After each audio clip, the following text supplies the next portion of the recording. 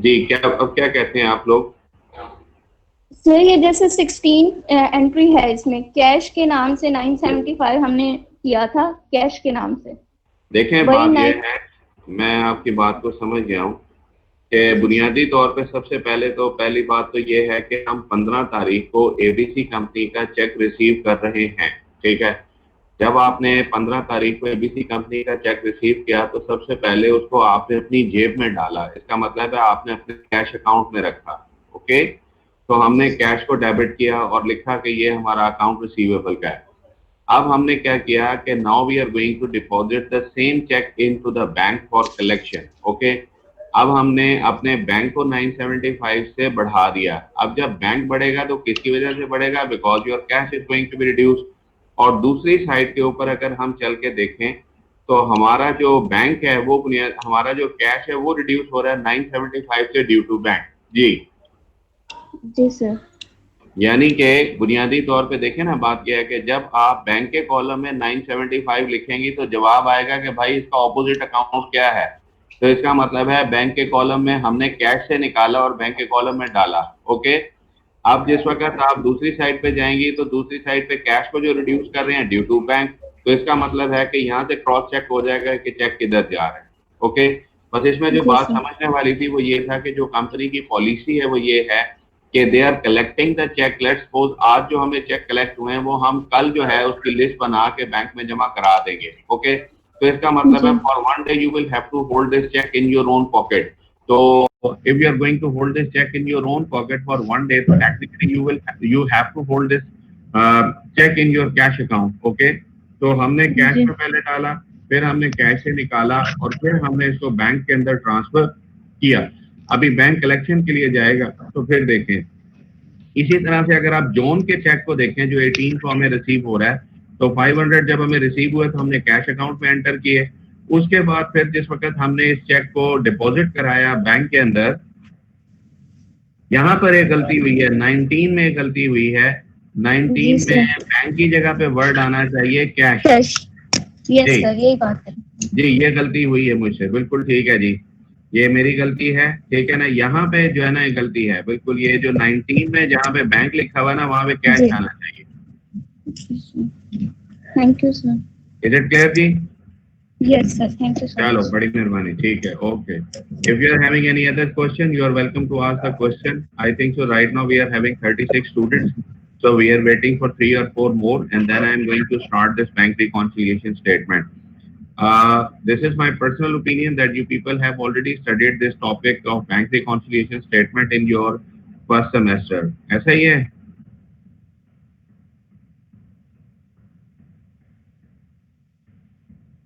Ji, anyone can respond me? हाँ भाई वजीर, तुम बता दो, तुम्हारी शक्ल नजर आ रही है। बैंक रिकॉन्सिलिएशन स्टेटमेंट पढ़ा था, आवाज नहीं आ रही तुम्हारी, माइक ऑन कीजिए। यस सर, पढ़ा। अच्छा जी, चलो ठीक है, अच्छी बात। वो आपकी जीआर कौन है? शहरीन है, क्या नाम है उसका? शहरीन है सर। वो भी है इस वक्त मीटिंग में?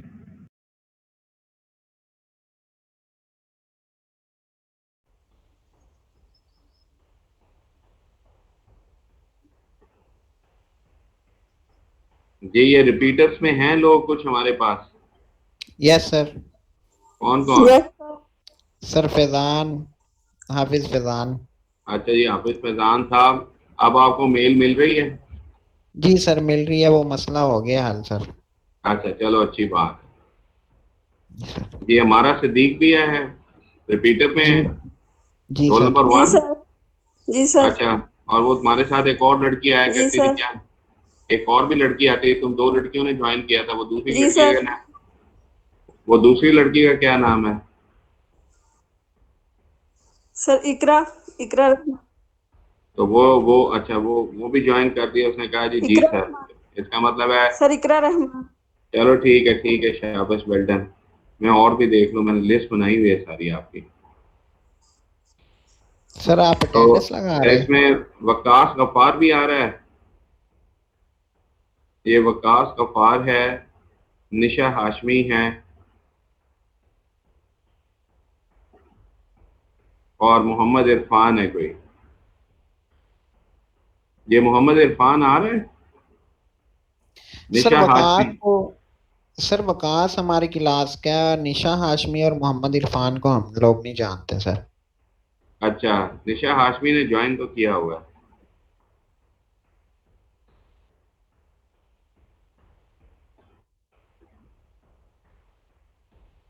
जी निशा हाशमी। Yes sir.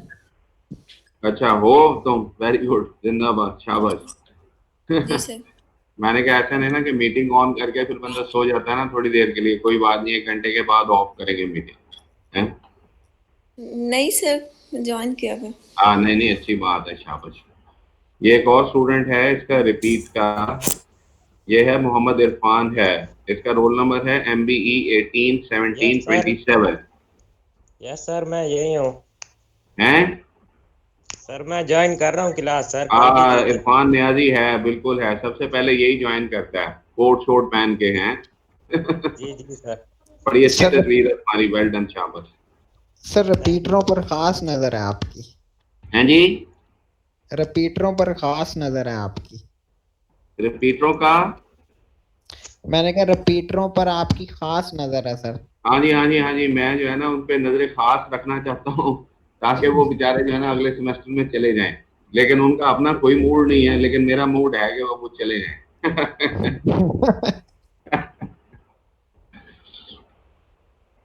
अच्छा जी, अब हमारे पास 38 स्टूडेंट्स हो गए हैं। हम बस ऐसे 1 मिनट देखेंगे, फिर उसके बाद मैं आपसे स्टार्ट करूंगा the concept of this bank reconciliation statement, ठीक है। चले, मेरा ख्याल है कि हम इसे स्टार्ट कर देते हैं, फिर जो लोग लेट ज्वाइन करेंगे, क्योंकि 9:20 हो गए हैं and I have another class as well, okay. चलें जी, can you listen me? So I am going to start this lecture, okay. बिस्मिल्लाह रहमान रहीम। सबसे पहला सवाल यहाँ पे ये पैदा होता है कि why I have discussed with you the 3-column cash book before discussing the concept of this bank reconciliation statement.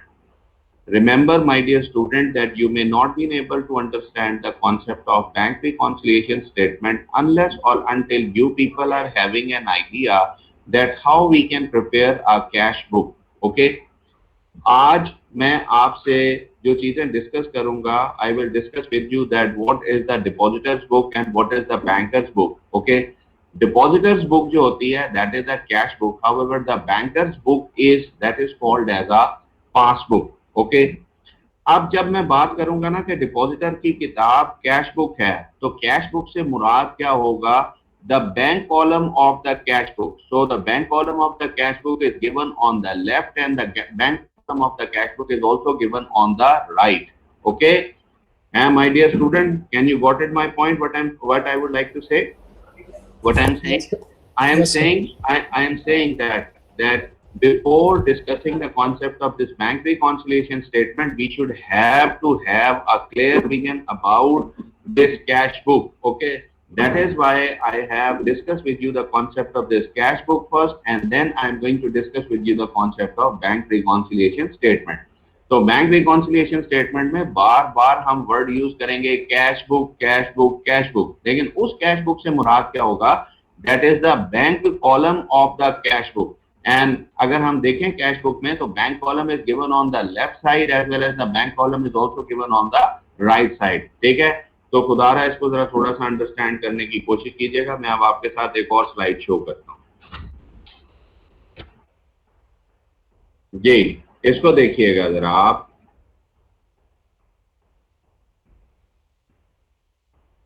Ji screen आ रही है जी, श्योरली, ठीक है। अब इसमें देखिएगा जी, बैंक रिकॉन्सिलिएशन स्टेटमेंट में we are having two parties, one is called as depositors book, second is called as a bankers book, okay. The depositor book is called as a cash book and the normal balance of the cash book is that is debit, okay. कि अगर हमारे bank में पैसे पड़े हुए हो तो हमें अच्छा लगता है, ठीक है। And this balance is favourable from the point of view of the depositor. Bankers book को कहते हैं passbook, okay. And the normal balance is the credit, and credit balance is favourable from the point of view of the depositor, okay. अब यहाँ पे कुछ questions हैं, ठीक है। The first question is that who is responsible to prepare the bank reconciliation statement, ठीक है। The bank that there is that the depositor is responsible to prepare the bank reconciliation statement. Then the next question arises, that is why depositor is required to prepare the bank reconciliation statement. The depositor is required to prepare the bank reconciliation statement in that situation if the balance computed by the depositor differ than the balance shown by the bank. अब bank किस में balance show करता है? Bank से आप जो है being as a depositor आप जो है ना वो बैंक स्टेटमेंट डिमांड करते हो. क्या डिमांड करते हो? बैंक स्टेटमेंट डिमांड करते हो.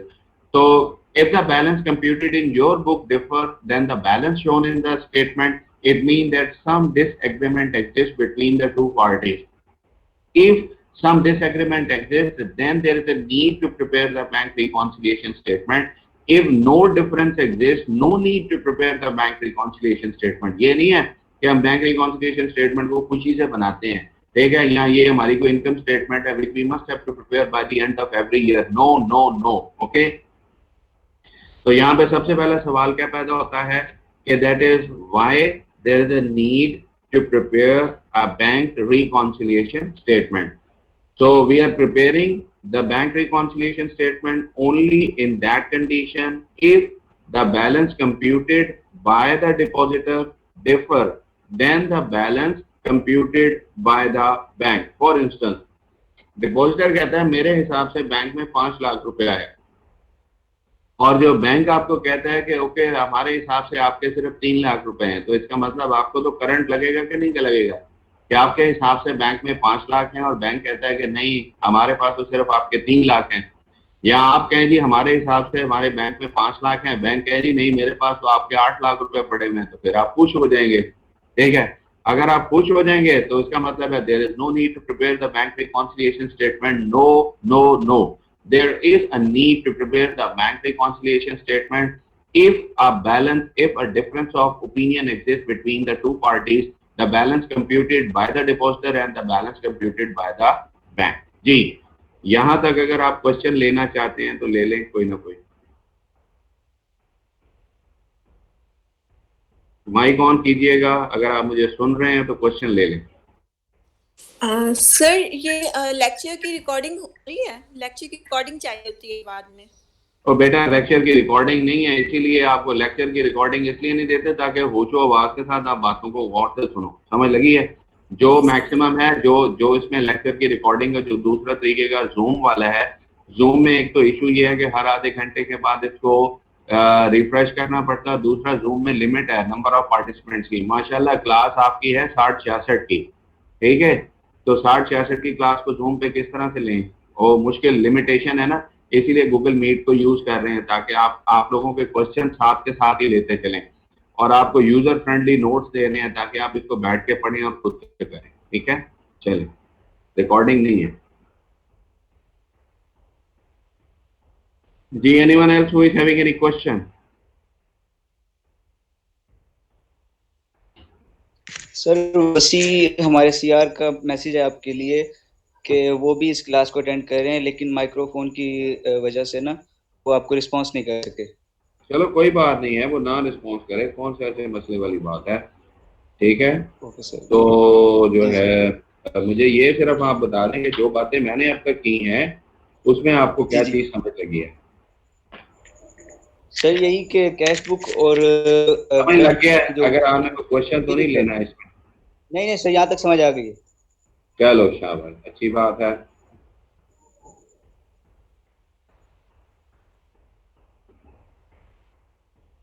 चलें, अब यहाँ पे जो सवाल पैदा होता है वो बुनियादी तौर पे नेक्स्ट क्वेश्चन ये है कि why difference is exist between that the balance which you have computed is differ than the balance shown by the bank. ठीक है, तो उसकी बुनियादी तौर पे कुछ रीजंस हैं. ठीक है, उसमें जो सबसे बड़ी रीजन है वो बुनियादी तौर पे ये है that is some of the transactions which are recorded in cash book but not recorded in passbook. ठीक है, ऐसा हो सकता है कि आप कहते हैं जी कि हमारा ये बैलेंस है, बैंक कहता है नहीं ये बैलेंस है, तो बुनियादी तौर के ऊपर इनमें डिफरेंसेस आने की रीजंस क्या है? कुछ रीजंस हैं इसमें एक जो रीजन होती है उसको हम कहते हैं the concept that some of the transactions are recorded in the cash book. ये चीजें हैं जो कैश बुक में लिखी हुई है, इसका मतलब डिपॉजिटर को पता है, okay. However, this information is not yet communicated to the bank or bank is not aware of this information, ठीक है। फॉर इंस्टेंस इसमें जो हमारे पास पहला केस आता है that is the concept of outstanding cheque. Outstanding cheque, outstanding cheque को unpresented cheque भी कहते हैं, ठीक है। Outstanding checks are those checks which are issued by the depositor in order to satisfy the claim of the other parties. In order to satisfy the claim of the other parties. However, the party who have received the check, they have not yet submitted this check into the bank account in order to collect the payment. कि आपने check दिया किसी दूसरी party को, उस party ने अभी तक चेक बैंक में जमा ही नहीं कराया और अपनी जेब के अंदर रखा हुआ है, ठीक है। और किसी भी पार्टी के पास राइट होता है कि वो इस चेक को बैंक में डिपॉजिट करा सकती हैं for a period of 6 month. इसका मतलब आज आपको किसी ने चेक दिया तो आप उसको अपनी जेब में रख लें, लेकिन from the date of issuance आप 6 महीने के अंदर अंदर किसी भी पॉइंट इन टाइम पे आप इसको अपने अकाउंट में जमा करा सकते हो। लेकिन जब किसी पार्टी ने चेक इशू किया तो उन्होंने कहा कि हमने पेमेंट कर दी दूसरी पार्टी को, तो फौरन से उन्होंने क्या किया कि they have reduce there cash book. तो इसका मतलब है कि कैश बुक में ये एलिमेंट रिकॉर्ड हो गया किसके हवाले से, दैट इज क्रेडिट। अब कैश बुक से मुराद क्या है, that is the bank column of the cash book. Cash book से मुराद क्या है, ठीक है, कैश बुक से मुराद क्या है, bank column of the cash book. तो फौरन से आपने अपने कैश बुक को रिड्यूस कर लिया, ओके। इसका मतलब है कि this transaction has already been recorded in cash book but not recorded in the passbook. तो अब हमें क्या करना चाहिए, अगर if we are going to record this transaction into the passbook, so in this way our balance will be reconciled, okay। तो पहला हमारा concept था, that is the concept of outstanding check। Outstanding checks mean the check issued by the depositor in order to satisfy the claim of the parties. However, the party who have received the check, they have not yet submitted this check into the bank for the sake of collection. When you have issued a check, at that moment you have reduced the cash book, okay। You have reduced the cash book, तो cash book को हमने credit कर लिया था। अब हमें क्या करना है कि now there is a need to incorporate this transaction into the passbook, and then we have to analyze that either our balance is going to be balanced with the bank statement or not। तो passbook के अंदर अगर हम passbook को reduce कर देंगे तो इसका मतलब है कि अब हमारा जो है वो बैलेंस हो जाएगा। नेक्स्ट हमारे पास है the concept of deposit in transit. Deposit in transit, ठीक है। तो आप लोग क्या करते हो कि let's suppose those people who are having a bank account, they are going to sell the product whole of the day and they are going to collect the cash, and by the end of every day they would like to deposit this money into the bank because they won't like to keep this money in their own pocket because of so many reasons। हमें खतरा होता है हमारे पैसे ना कोई उठा के ले जाए, तो हम फौरन से अगर बैंक टाइम 5 बजे का है तो हम 4 बजे फटाफट अपना बंदा भेजते हैं, तो कहते हैं जाके आज सारे दिन का कैश जमा करा के आओ बैंक में, ठीक है। जैसे ही हमने अपने बंदे के हवाले कैश किया तो हमने फौरन से अपनी कैश बुक को इंक्रीज कर दिया। हमने कहा हमारा जो कैश है वो बैंक में अंदर जमा हो गया, लेकिन अनफॉर्चुनेटली रास्ते में रश था जिसकी वजह से आपका जो बंदा है वो बैंक में नहीं पहुंच सका। जब वो बैंक में नहीं पहुंचेगा तो इसका मतलब bank is not going to receive the cash, okay. But you have recorded this cash in your book. आपने फौरन से उस बंदे को कैश देने के बाद आपने अपनी जो है वो आपने अपने जो है वो कैश बुक को इंक्रीज कर लिया, but the bank is not going to increase your account unless और until the bank is going to receive the cash. बहरहाल बंदा आपका जिस वक्त बैंक में पहुंचा तो उस वक्त बैंक का टाइम खत्म हो गया था, इस वजह से बैंक ने कैश नहीं लिया। तो this can be one of the reason for the disagreement of the balance which you have computed, and the balance computed by you can say that is the bank, ठीक है। इसको कहते हैं deposit in transit, वो deposit जो भी रास्ते में है, ठीक है। तो आपने बैंक में कैश जमा कराने के लिए जैसे भेजा, फौरन से आपने अपनी कैश बुक को अपडेट कर लिया। अनफॉर्चुनेटली जब आपका बंदा बैंक में कैश लेके पहुंचा तो उस वक्त बैंक का टाइम खत्म हो चुका था, the bank has not received the cash, so the bank balance shown in the bank statement differ than the balance which you have computed, okay. तो दिस कैन बी, तो आपने कैश बुक को debit किया है, अब passbook को क्या करना पड़ेगा, क्रेडिट करना पड़ेगा, ओके। तीसरी जो चीज होती है that any error, find either the cash book is overstated और अंडरस्टेटेड। ठीक है, बाज़ औक़ात हम क्या करते हैं कि अपनी ही कैश बुक को ओवरस्टेट कर देते हैं या अंडरस्टेट कर देते हैं।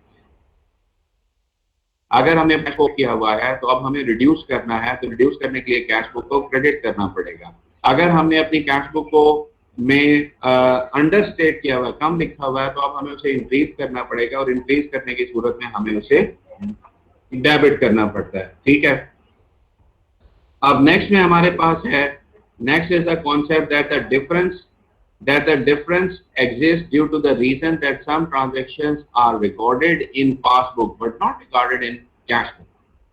तो बाज़ औक़ात ऐसा भी होता है कि कुछ इंफॉर्मेशन किसके पास होती है, बैंक के पास, but this information is not communicated to अस।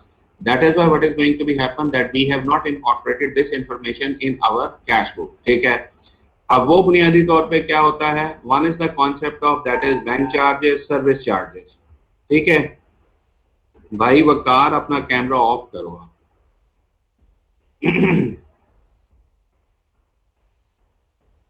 जी ठीक है, चलें, इसमें देखिएगा बैंक चार्जेस होते हैं, सर्विस चार्जेस होते हैं। ठीक है, अब जिस वक्त बैंक आपके अकाउंट को डिडक्ट करेगा, बैंक अगर आपके अकाउंट को डिडक्ट करेगा तो इसका मतलब है your account is going to be reduce. Okay, तो जब आपका अकाउंट रिड्यूस होता है तो बैंक आपको डेबिट करता है, बैंक आपको क्या करता है, डेबिट करता है। उसका मतलब है कि this transaction is recorded in the passbook but not get recorded in cash book. Now there is a need that you are required to update your cash book. तो बैंक ने आपको डेबिट किया, अब आपको क्या करना है, अपने कैश बुक में अपने आप को क्रेडिट कर लेना है। ठीक है, because now your balance is going to be reduce.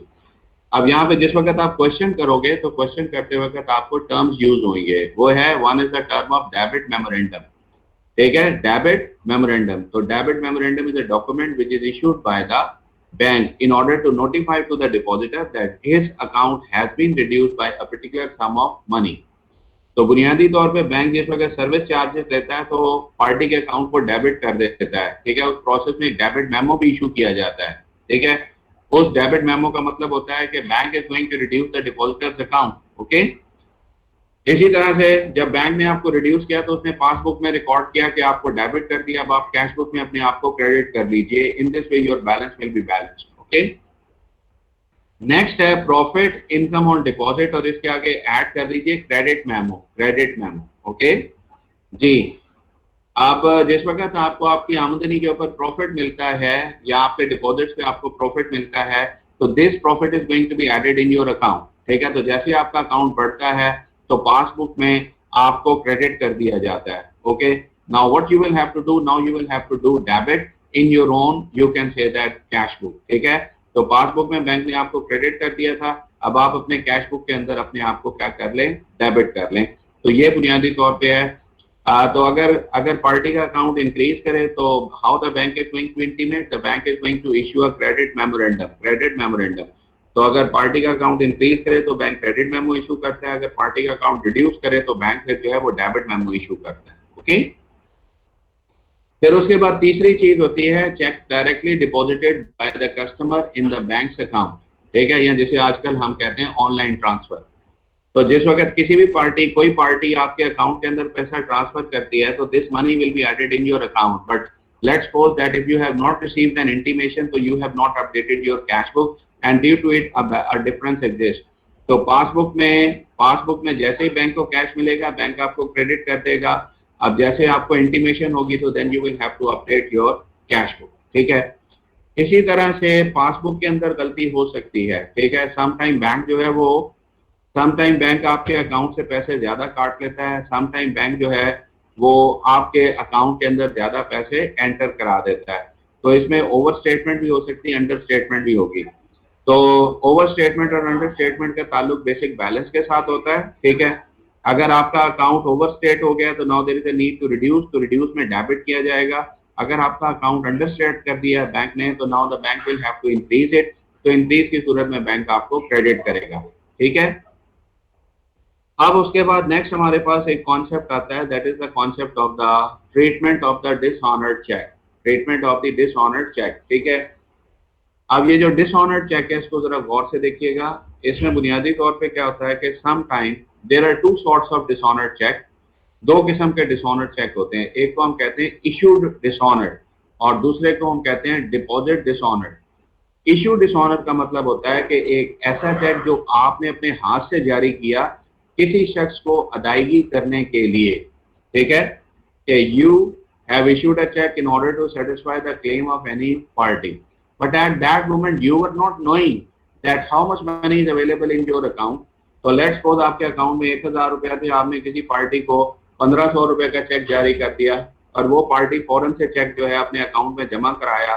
तो जब उनका बैंक कलेक्शन के लिए गया तो पता लगा कि आपके अकाउंट में तो 1000 रुपया है, ठीक है। तो जैसे ही आपके चेक में 1000 रुपया मिला तो इसका मतलब है कि now the bank is not ready to make a payment, ठीक है।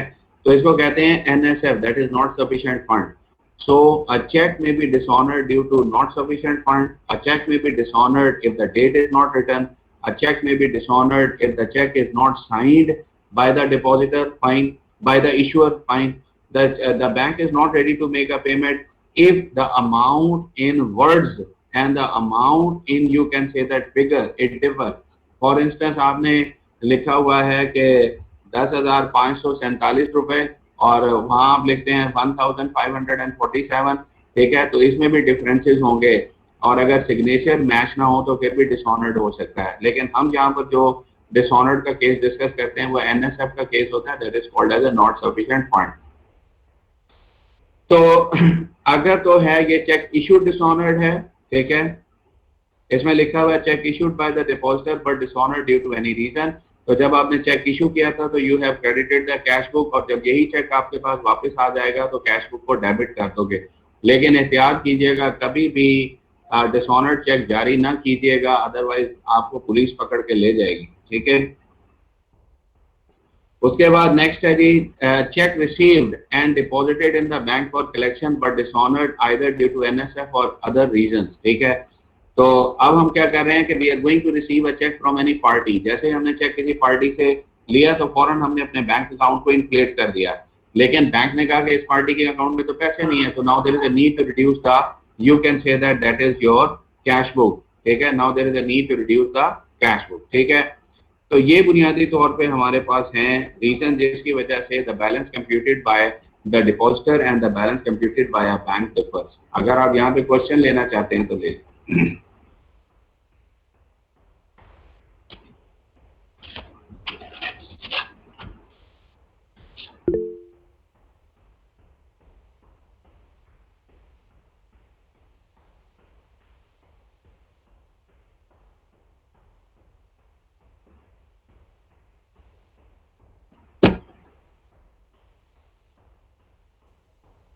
जी, any one of you would like to take the question? ये वकार जो है ना अपना कैमरा ऑन करके और चारपाई मुझे दिखा के और उसके बाद चला गया है। मैं चारपाई से ही सवाल जवाब कर रहा हूँ, अल्लाह जानता है भाई क्या बनेगा इस क्लास पे।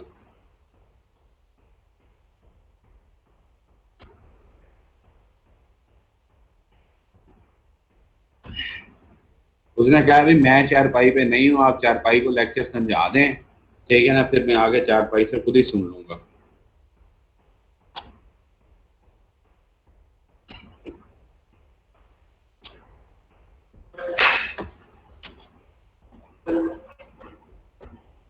जी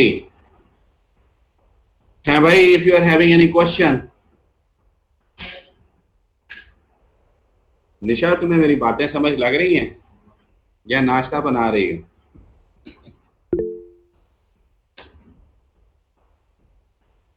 नो सर, कुछ समझ नहीं लगा या कुछ क्वेश्चन नहीं है? सर समझ आ रहा है। अच्छा, वेल डन, फिर तो बड़ी बात है, अगर समझ आ रहा है तो है गुड। मारा को क्या समझ लगा? मारा सिद्दीक को क्या समझ लगा? सर जो आपने समझाया है। अच्छा गुड, चलो शुक्र है, बड़ी बात है जी, हैं जी। वेरी गुड, शाबाश हैं। ये वकार जो है ना अपना कैमरा ऑन करके चारपाई की शक्ल दिखा के और उसके बाद जो है ना चला गया। उसने कहा सर जी ना मैं हूँ, बस आप चारपाई को लेक्चर दे रहे हैं, तो मैं चारपाई से आगे पूछूंगा सर ने क्या क्या पढ़ाया है, तो इंशाल्लाह वो मुझे बिल्कुल एज इट इज वैसे ही बताएगी जैसे मैं उसे समझा रहा हूँ, ठीक है। सर पराठे खा रहा होगा ना बैठा हुआ? अल्लाह जानता है जी कि पराठे खा रहे हैं या क्या खा रहा है, कुछ पता कोई नहीं है। सर शायद उसे पता ना हो कि कैसे ऑफ करने हैं। अच्छा चलो कोई बात नहीं, खैर है। लेकिन वो बोले तो सही ना कि सर जी मेरे साथ ये मसला है, मैं छुप के बैठा हूँ और खाली आपको चारपाई का विजन दे रहा हूँ हैं? ये भी हो सकता है सर। वो कहता है, नातिक कहता है अल्लाह नोज द बेस्ट, अल्लाह ही जानता है जी। हैं, चलो खैर ही हो। अच्छा जी, जो मैंने बातें की इसका मतलब है आप लोगों को क्लियर है। अब मैं आपके साथ एक एग्जांपल डिस्कस करने जा रहा हूँ, जरा देखिएगा इस एग्जांपल को कि ये क्या है।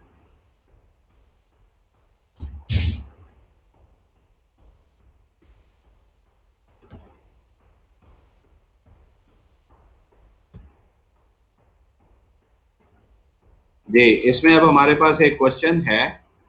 इस क्वेश्चन को पहले मैं रीड करूंगा, फिर इसके हवाले से आपके साथ चीजें डिस्कस करूंगा। The July bank statement sent by the bank to the Park View company. ये जो एग्जांपल है ना, this example I have taken from the book of Meigs and Meigs financial accounting by Meigs and Meigs. तो जिन लोगों के पास Meeks and Meeks की किताब पढ़ी है वो बड़ी अच्छे तरीके से इस एग्जांपल को वहां से भी सॉल्व कर सकते हैं। The July bank statement sent by the bank to the Parkview company show a balance of 5,017 paisas. However, the Parkview own ledger show 4262.83. ये देखो कितनी इंटरेस्टिंग बात है कि पार्कव्यू कंपनी कहती है कि हमारे बैंक में पैसे हैं 4,262 रुपए 83 पैसे, लेकिन बैंक कहता है नहीं नहीं नहीं, तुम्हारे पैसे हमारे पास जो हैं 5,017 पैसे हैं। ठीक है, 5,000 रुपए और 17 पैसे भी हैं। ठीक है, तो इसका मतलब है कि क्या ख्याल है इस सिचुएशन में there is a need to prepare a bank reconciliation statement when the bank is admitting that the bank is having more money than the money which you are going to claim it. ठीक है, so even though the situation is favorable, but still there is a need to prepare a bank reconciliation statement so that a consensus generated between two of the parties that what the depositor is having and what the bank will have to pay to the depositor. Remember that कि जो पैसा आपका bank में पड़ा है वो आपका तो एसेट है लेकिन बैंक की लायबिलिटी है। इसी वजह से हम कहते हैं कि कैश बुक का जो डेबिट बैलेंस है वो फेवरेबल है from the point of view of the depositor, और पासबुक का अगर क्रेडिट बैलेंस होगा it is also favourable from the point of view of the depositor. तो ये जो दो बैलेंसेज ऊपर लिखे हुए हैं ना, ये फेवरेबिलिटी है किसके पॉइंट ऑफ व्यू से? डिपॉजिटर के पॉइंट ऑफ व्यू से। तो depositor is required to prepare the bank reconciliation statement. So let's see that. अब इसमें हमें इंफॉर्मेशन मिल रही है a deposit of 410.9 made after the banking hour on July 31 does not appear in the bank statement. तो वो कहता है जी हमने 410 रुपए 90 पैसे बैंक में जमा कराए थे लेकिन वो बैंक के रिकॉर्ड में नजर नहीं आ रहे।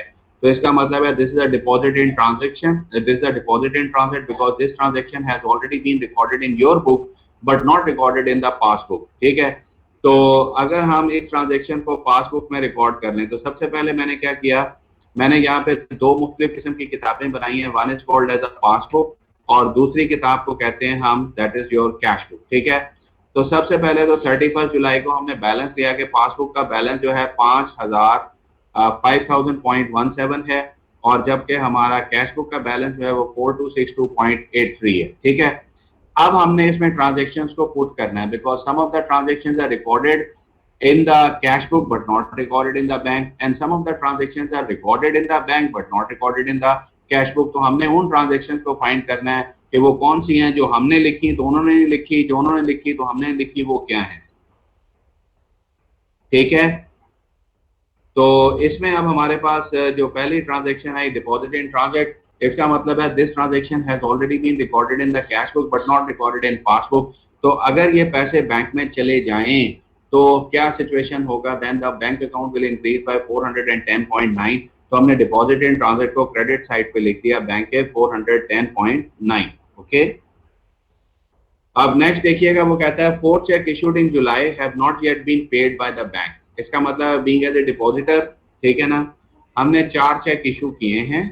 ठीक है, और इन 4 चेक को इशू करने के बाद but these cheques are not yet presented for payment. इसका मतलब है कि these checks are issued by the Parkview company in order to satisfy the claim of the different parties। ठीक है, लेकिन वो पार्टीज अभी तक इन चेक पे किसी किस्म की कोई पेमेंट नहीं ली। These checks number are $801 $888 10.25 $890 402.5 and $891 205। So such kind of checks are called as the unpresented checks. Such kind of checks are called as the unpresented check. तो इसका मतलब है कि if these checks are presented into the bank, then your account will be reduced.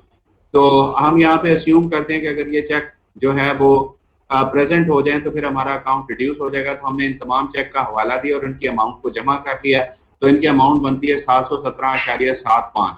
So this 717.75 is recorded on the debit side of this passbook. Okay. अब next हमारे पास आता है third transaction, कहते हैं टू क्रेडिट मेमोरेंडम। अब देखा ना, credit memorandum का वर्ड आ गया है।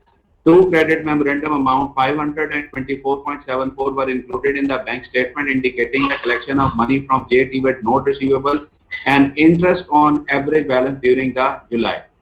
अब बैंक स्टेटमेंट में इंडिकेट ये हो रहा है कि डिपॉजिटर का अकाउंट 500 रुपए से बड़ा है और 24 रुपए 74 पैसे से बड़ा है। 500 रुपया क्या था, ये कलेक्शन ऑफ द नोट था, और 24 रुपए 74 पैसे क्या था, ये प्रॉफिट था। इसका मतलब this transaction is recorded in passbook because this transaction is recorded in passbook because this transaction is also reflected in the bank statement but not recorded in cash book. तो अब हम कैश बुक में जाके इसको add करते हैं, तो हम कहते हैं कि नोट रिसीवेबल से कलेक्शन हुई 500 की, और कलेक्शन चार्ज और जो हमारा इंटरेस्ट ऑन डिपॉजिट्स हमारा जो बना है वो है दैट इज 24.74। ये इंटरेस्ट ऑन डिपॉजिट है, इंटरेस्ट ऑन नोट नहीं है। वो कहता है डिपॉजिट्स पे आपको रिटर्न मिला है, तो 24.74 का हमें इसमें बेनिफिट मिल गया। ओके, फिर वो कहता है two debit memorandum complete by the bank statement $5 fee charge by the bank for collecting the note receivable. तो बैंक ने, देखें, पार्टी ने बैंक को चेक जमा कराया, उन्होंने इसको कलेक्ट किया, ठीक है, उन्होंने इसको कलेक्ट किया। तो उस कलेक्शन के प्रोसेस के अंदर उन्होंने कहा कि हम 5 रुपए चार्ज करेंगे। इसी तरह से अदर सर्विसेज चार्जेस भी बैंक ने प्रोवाइड किए हैं, जिसपे bank is going to charge $12 and $12 services charges by the bank for the month, ठीक है। तो जस्ट लाइक अब हमने क्या करना है, कलेक्शन चार्जेस 5 और सर्विस चार्जेस 12, जिससे हमारा क्या करेगा, that is our balance is going to be reduce. तो हमने कैश बुक को रिड्यूस कर दिया। ओके, अब नेक्स्ट देखिएगा क्या बनता है। The cheque received from customer JB Ball deposited by Parkview company to bank charge back as NSF। जी, JB Ball ने पार्कव्यू कंपनी को चेक दिया और पार्कव्यू कंपनी ने चेक को अपने अकाउंट में जमा कराया, लेकिन वही चेक जो है वो बैंक ने हमें वापस कर दिया है। Why? Because the JB Ball is having insufficient fund in his account. तो इसको हम कहते हैं डिपॉजिट डिसऑनर। तो जब चेक हमने रिसीव किया था तो हमने कैश बुक को डेबिट किया था, जब वही चेक अब हमें वापस करना पड़ेगा JB Ball को, तो अब हम अपनी कैश बुक को क्या करेंगे, रिड्यूस कर लेंगे बाय 50.25 से। So deposit dishonour JB Ball का चेक है, तो ये डिपॉजिट डिसऑनर हो गया। तो now your this cash book is going to be reduce. Okay, उसके बाद नेक्स्ट में वो डिस्कस करता है cheque number 875 was issued on July 20 in the amount of 85 but was erroneously recorded in the cash payment journal as 58। के पार्कव्यू company cheque जारी कर रही है, ठीक है, और जितना उसने जो चेक जारी किया वो $85 का जारी करना था, लेकिन उसने अपने रिकॉर्ड के अंदर 85 को 58 लिखा हुआ है। तो इसका मतलब है उन्होंने ट्रांसपोज कर दिया। क्या कर दिया? इसको ट्रांसपोज कर दिया, ठीक है। तो जब इन्होंने 85 और 58 को ट्रांसपोज किया, पेमेंट हुई 85 की, लेकिन the payment recorded in cash book is only 58। So now there is a need to reduce the cash book by the difference. तो इनका जो डिफरेंस निकलता है वो 27 का निकलता है, ठीक है। तो अब हम क्या करेंगे, एरर अंडरस्टेटेड पेमेंट है 27 की। अब आप ऐसा करें कि सबसे पहले अपना जो है वो जो है कैश बुक का टोटल ले लें। तो आपके जो डेबिट हो रहे हैं 4262.83 है, फिर 500 है, 24.74 है, टोटल बैलेंस आया 4787.57, ठीक है। अब आप इसमें से सब्ट्रैक्ट कर दें 5 को, 12 को, 50.25 और 27 को।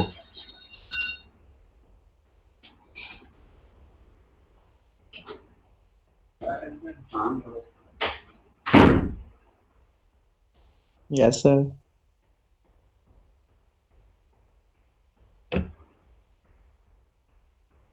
जी, तो इसमें अगर हम इसका तो ये जो हमारे पेमेंट्स हैं जो हमारी जिससे हमारा कैश रिड्यूस हुआ 5 है, 12 है, 55.25 है, 27 है, तो 4787 में से इसका टोटल करके माइनस करेंगे तो अब हमारे पास बैलेंस आ जाएगा 4693.32। इस बैलेंस को कहते हैं एडजस्टेड बैलेंस, ठीक है।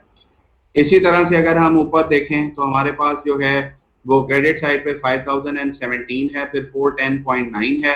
इनको सम अप कर लें, टोटल आ जाएगा 5411.07। इसमें से 717.75 को माइनस करें तो रिमेनिंग बैलेंस 4693.32 आ जाएगा। इसका मतलब है now both of the balances are agreed, ठीक है। इसका मतलब क्या हुआ कि आप हमें बैंक से 4693 रुपए 32 पैसे लेने और बैंक भी ये एडमिट करता है कि ये हम आपको देंगे, ठीक है। अब तक का जो क्वेश्चन लेना चाहते हैं वो ले लें यहाँ पे।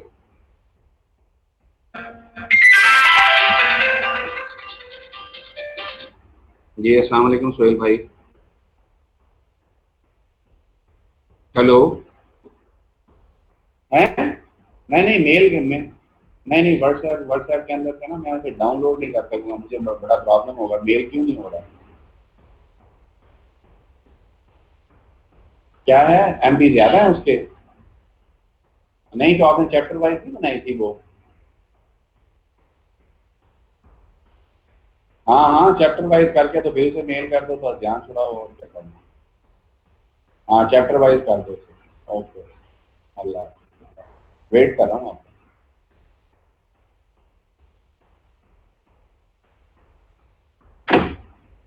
जी हेलो जी, if you are having any question relevant to this, अब तक जो बातें मैंने डिस्कस की इसके हवाले से अगर आपका कोई क्वेश्चन है तो उसको ले लीजिए।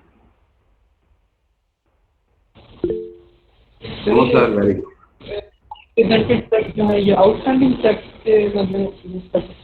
उबैदुर रहमान ऊंची बात करो, तुम्हारी आवाज में डिस्टॉर्शन है। ये अनप्रेजेंटेड टैक्स सर, ये आउटस्टैंडिंग टैक्स है। जी इसी को आउटस्टैंडिंग चेक्स भी कहते हैं, अनप्रेजेंटेड चेक भी कहते हैं। जी ठीक है सर, थैंक यू। जी anyone else who would like to take the question right now? चलो बड़ी अच्छी बात है, नो सर आ गया। अब जरा थोड़ी सी काम की बात को और भी समझिएगा। पता नहीं पहले आपको जिसने पढ़ाया है उसने चीजें बताई हैं कि नहीं बताई। देखें बात यह है कि ये जो हमने पासबुक के अंदर 2 ट्रांजैक्शंस की हैं ना, डिपॉजिट इन ट्रांजिट और अनप्रेजेंटेड चेक, ठीक है ना, ये वो 2 ट्रांजैक्शंस हैं जिसको हमने अपनी तसल्ली के लिए यहाँ पे फिट इन किया है। इसका मतलब है कि हमने यहाँ पे ये सोचा कि जो बैंक ने हमें बैलेंस दिया है, अगर जो डिपॉजिट हमने बैंक में कराया था अगर वो पैसे बैंक में पहुंच जाए तो हमारा अकाउंट रिड्यूस हो जाए, हमारा अकाउंट इंक्रीज हो जाएगा। ओके, और अगर वो चेक जो हमने जारी किए हैं लोगों को पेमेंट करने के लिए, अगर वो उन पे पेमेंट ले लें तो हमारा बैंक अकाउंट रिड्यूस हो जाएगा। तो इसका मतलब है एक ट्रांजैक्शन को ऐड किया, दूसरे को माइनस किया, तो ये जो बैलेंस आया 4693.32 है। तो ये बैलेंस हम अपनी तसल्ली के लिए कैलकुलेट कर रहे हैं। Remember that the bank will not make any kind of adjustment in your account fine unless or until the bank is going to actually receive the cash or actually making the payment. Bank कभी आपके account को उस वक्त तक नहीं बढ़ाएगा जब तक उसे एक्चुअली कैश ना मिल जाए, और बैंक कभी आपके अकाउंट को उस वक्त तक कम नहीं करेगा जब तक कि एक्चुअली वो लोगों को अदायगियां ना कर दें। तो ये जो बैंक रिकॉन्सिलिएशन स्टेटमेंट है ये हमने अपनी तसल्ली के लिए बनाई है। हमने किस बेसिस पे बनाई है? जो बैलेंस बैंक ने हमें दिया था। बैंक का बैलेंस हमें कहां से मिला था? बैंक स्टेटमेंट से मिला था। तो बैंक स्टेटमेंट के बैलेंस में प्लस माइनसेस हमने की हैं, ये बैंक ने नहीं की। और हमने अपनी तरफ से सोचा है कि अगर ये पैसे इसमें जमा हो जाएं तो फिर हमारा क्या होगा, अगर हमारे पैसे इसमें से कम हो जाएं तो फिर हमारा क्या होगा। तो टेक्निकली हम इस डिफरेंस को फाइंड करना चाहते थे। तो अभी हमारा और बैंक के जो मामलात हैं वो एग्रीड हैं। हमने 4693 रुपए 32 पैसे बैंक से लेने हैं, ठीक है, और बैंक भी कहता है कि ठीक है आपके ये पैसे हमने देने हैं, ठीक है। अब ये जो बुनियादी तौर पे ट्रांजैक्शंस कैश बुक के अंदर लिखी गई हैं, these were those transactions which is actually reported by the bank, तो बैंक ने उसको रिकॉर्ड किया है, but we got this information from the bank statement. Now we have to add this information into our cash book. तो इसका मतलब है ये वो पास्ट इवेंट है जिनका हमें पता नहीं था, तो अब हमने इन इवेंट्स को अपनी किताबों में लेके आना है। For that purpose we have to prepare the adjusting entries. तो ये नेक्स्ट पेज के ऊपर मैंने आपको एंट्रीज बना के दी हुई हैं। Park View company general journal for the month of July, ठीक है, 2020। तो इसमें देखें जी कि हमें सबसे पहले कैश मिला था 500 due to note receivable J B Ball से, ठीक है। फिर हमें कैश मिला था और इंटरेस्ट ऑन नोट रिसीवेबल है, ये बेसिकली ये इंटरेस्ट ऑन डिपॉजिट्स है, जो हमारे डिपॉजिट्स पड़े थे ना उस पर मिला, इंटरेस्ट ऑन नोट रिसीवेबल नहीं है, ठीक है। ये गलती हुई है मुझसे, इसको इंटरेस्ट ऑन डिपॉजिट कर लीजिएगा। Cash to interest on deposit है हमारा, cash debit and interest on deposit credit. फिर उसके बाद कलेक्शन चार्जेस हैं $5 के, ठीक है, कैश क्रेडिट बाय $5। फिर सर्विस चार्जेस हैं $12 के, कैश क्रेडिट बाय $12। और फिर उसके बाद हमें जेबी बॉल का जो चेक हमने वापस किया है, तो we have to return it back this cheque. तो जब हमें चेक मिला था तो ट्रांजैक्शन थी cash debit and J B Ball credit, उसी ट्रांजैक्शन को हमने रिवर्स कर दिया, तो अगेन हमें जेबी बॉल को डेबिट करना पड़ा और कैश को रिड्यूस करना पड़ा। और फाइनली में देखें कि हमने पेमेंट की पार्टी को 85 की, लेकिन अपने रिकॉर्ड में 58 लिखा था, तो now there is a need to reduce the cash by 27 and there is a need to debit the account payable by 27। Okay, if you are having any question relevant to this, you are welcome to ask the question.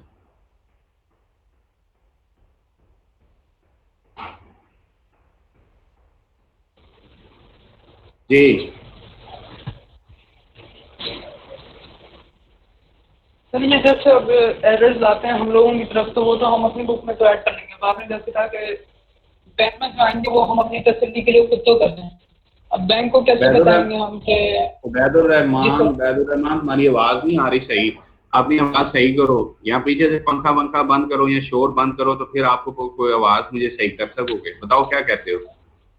Sir मैं ये कह रहा हूँ जैसे अभी आपने कहा कि जैसे हमारी बुक में अगर कोई एरर होगा तो हम वो खुद सही कर देंगे, ठीक है। लेकिन अब बैंक की साइड पे अगर कोई एरर आ रहा है, जैसे नाइट डिपॉजिटरी वाला आ रहा है या बैंक ट्रांजिट में है, तो हम बैंक को यानी कैसे बताएंगे? हम खुद जाकर उन्हें मैनुअली कहेंगे कि हमारे नहीं बेटा, मेरी बात सुनो। बैंक के पहली बात तो ये है कि ये जो डिपॉजिट इन ट्रांजिट है या जो आउटस्टैंडिंग चेक है ना, ये एरर नहीं है। ये बुनियादी तौर पे क्या है कि ट्रांजैक्शन हो चुकी है, लेकिन इस ट्रांजैक्शन का रिकॉर्ड अभी तक, इस ट्रांजैक्शन की इतला वहां तक नहीं पहुंची। बाज़ औक़ात होता है ना कि जिन लोगों के फॉर इंस्टेंस जिन लोगों के एटीएम अकाउंट्स हैं, तो बैंक उससे एटीएम के सर्विस चार्जेस ले लेता है और बैंक आपके अकाउंट से पैसे काट लेता है, ठीक है। आप जाके पूछते हो कि यार मेरे हिसाब से तो इतने पैसे थे, ये इतने पैसे कैसे रह गए, तो बैंक आपको बताता है ओहो हम आपको बताना भूल गए थे, आपके सर्विस चार्जेस हमने काटे, ठीक है। तो इसका मतलब ये हुआ कि ये ट्रांजैक्शन तो कैश बुक में लिखी हुई है, लेकिन अभी तक ये ट्रांजैक्शन बैंक में रिफ्लेक्ट नहीं हो रही। तो अगर ये ट्रांजैक्शन बैंक में रिफ्लेक्ट हो जाए तो फिर क्या हमारा बैलेंस एग्री करता है कि नहीं करता? अगर सारी ट्रांजैक्शन डालने के बाद भी बैलेंस एग्री ना करे, तो इसका मतलब है या बैंक चोर है या आप चोर हैं। ठीक सर, ठीक है ना। और दूसरी बात ये होती है कि जो पार्टी गलती करेगी वो अपनी किताब को खुद से करेक्ट करेगी। जिस तरह अभी हमने एक पार्टी को पेमेंट की 85 की, लेकिन अपने रिकॉर्ड में लिखा 58, तो इसका मतलब है कि हमने अपनी जो पेमेंट्स है उसको अंडरस्टेट कर दिया। तो now there is a need to reduce the cash book by 27। इसी तरह से अगर बैंक गलती से आपके अकाउंट में किसी के पैसे आपके अकाउंट में एंटर कर दे, या गलती से किसी के पैसे चार्ज करने थे आपके अकाउंट से चार्ज कर ले, तो then this is the rectification will have to be made by the bank. आपका काम है सिर्फ बैंक को पॉइंट आउट करना कि जनाब ये तो चेक हमारा है ही नहीं, आप इसका देखें चेक नंबर भी नहीं है, ये भी नहीं है, एवरीथिंग। तो बैंक का जो बिजनेस होता है बड़ा सिस्टमैटिक बिजनेस होता है।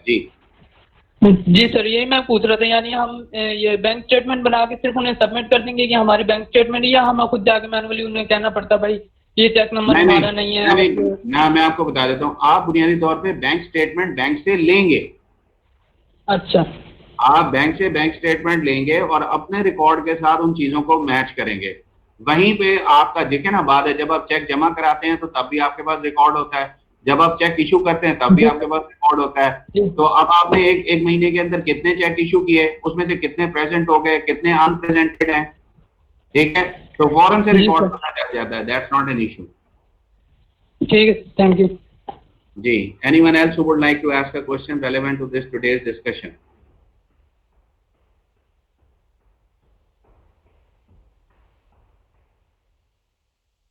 जी, है जी कोई क्वेश्चन आपका?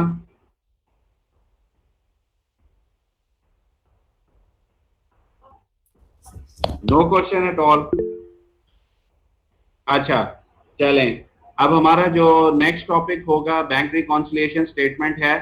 तो मैं कोशिश करूंगा कि जो मेरे माजी के टॉपिक्स हैं उनको भी थोड़ी सी रिवीजन आपको करा दूं, ताकि आपका जो चीजें ना बिल्कुल अब सीधी होती चली जाए। ठीक है, काइंडली अब नेक्स्ट क्लास के अंदर जो है वो अपना चैप्टर नंबर 6 की फोटोकॉपी अपने सामने रखिएगा। ठीक है, और इंशाल्लाह now the next class will be on Monday at 11। Monday को 11 बजे क्लास होगी, क्या बात? ठीक है, ओके। कोई और क्लास तो नहीं है आपकी?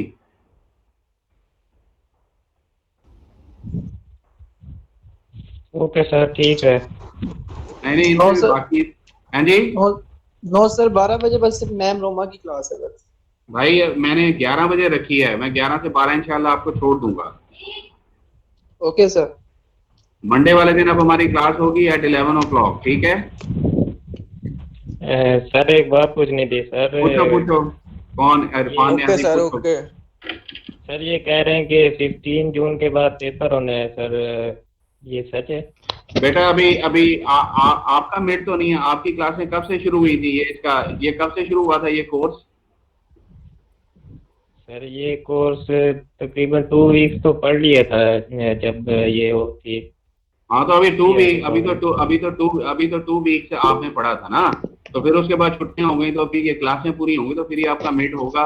अब मुझे नहीं पता कि इसका क्या स्ट्रक्चर है। वैसे तो जो 15 से हमारे पेपर हो रहे थे, जो फर्स्ट सेमेस्टर वाले स्टूडेंट्स थे, ठीक है, अभी सेकंड सेमेस्टर वालों का मिड होना है ना, फर्स्ट सेमेस्टर वालों के फाइनल होने हैं, उनके भी 15 के पेपर थे, उनको भी 1 वीक हमने डिले कर दिया, उनको 22 पे ले गए हैं। तो जाहिर बात है, अगर आपका मिड 22 को प्लान है तो 22 से 27 पे चला जाएगा, लेकिन अभी मैं कुछ नहीं कह सकता डिपार्टमेंट की पॉलिसी क्या है। ठीक है सर, थैंक यू। अच्छा, दूसरा ये है मेरे भाई कि BZU ने LMS सिस्टम बनाया हुआ है, मैं ये सारी चीजें उसके ऊपर भी अपलोड करता हूँ, तो आप वहां पर भी जाके ना थोड़ा सा विजिट किया करें, ताकि पता लगे कि LMS चल रहा है, स्टूडेंट विजिट कर रहे हैं। ठीक है? Yes sir. जी सर, बिल्कुल सर। अच्छा जी, इंशाल्लाह I would like to see you on Monday at 11। Okay, okay thank you very much. Allah. Thank you. Okay sir.